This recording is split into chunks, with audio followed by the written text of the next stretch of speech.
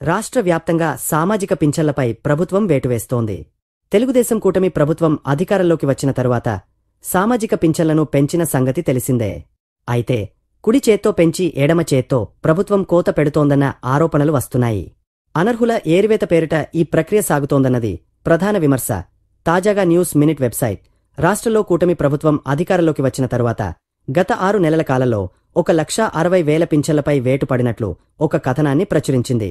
దేశవ్యాప్తంగా ప్రజలకు ప్రభుత్వ పథకాలు అందుతున్న తీరును, పబ్లిక్ సర్వీసెస్ డెలివరీ విధానంను అధ్యయనం చేసే లిప్టెక్ ఇండియా విడుదల చేసిన గణాంకాల ఆధారంగా ఈ నిర్ధారణకు వచ్చినట్లు ఆ సంస్థ పేర్కొంది. ఇంజనీర్లు, సామాజిక కార్యకర్తలు కలిసి పింఛన్ల డాటాను క్రమం తప్పకుండా ట్రాక్ చేయడం ద్వారా ఈ గణాంకాలను రూపొందించారని తెలిపింది.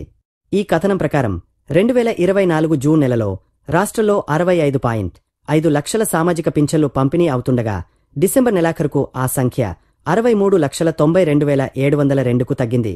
అంటే దాదాపుగా 1.6 లక్షల మేరకు పింఛన్లపై కోత పడింది. 6 నెలల కాలంలోనే ఈ స్థాయిలో కోత పెట్టడం అనూహ్యమన్న వ్యాఖ్యలు వినపడుతున్నాయి. అయితే పింఛన్ల కోత ఒక క్రమ పద్ధతి ప్రకారం జరుగుతోందని, ప్రతి నెలా లబ్ధిదారుల సంఖ్యలో తగ్గుదల ఉంటోందని లిప్టెక్ ఇండియా పేర్కొంది. గత ప్రభుత్వ హయాంలో మంజూరైన పింఛన్లపై టీడీపీ కూటమి నాయకులు మొదటి నుండి అనుమానాలు వ్యక్తం చేస్తున్న సంగతి తెలిసిందే. దానిలో భాగంగానే డిసెంబరు 9, 10 తేదీల్లో రాష్ట్రవ్యాప్తంగా జిల్లాకు ఒక సచివాలయాన్ని పైలట్ ప్రాజెక్టుగా ఎంపిక చేసి క్షేత్రస్థాయిలో పరిశీలన చేశారు. ఈ సర్వేలో 10,958 మంది పింఛన్దారులను పరిశీలిస్తే 5% మందిని అనర్హులుగా సర్వే టీంలు గుర్తించాయి. దీనినే పేర్కొంటూ రాష్ట్రం మొత్తమీద 3.2 లక్షల మంది అనర్హులు పింఛన్ పొందుతున్నారని ప్రభుత్వ వర్గాలు కొద్ది రోజుల క్రితం అంచనా వేశాయి. వీటి కారణంగా ప్రతి నెల 120 కోట్ల రూపాయల భారం ప్రభుత్వంపై పడుతున్నట్లు ఆ వర్గాలు తెలిపాయి.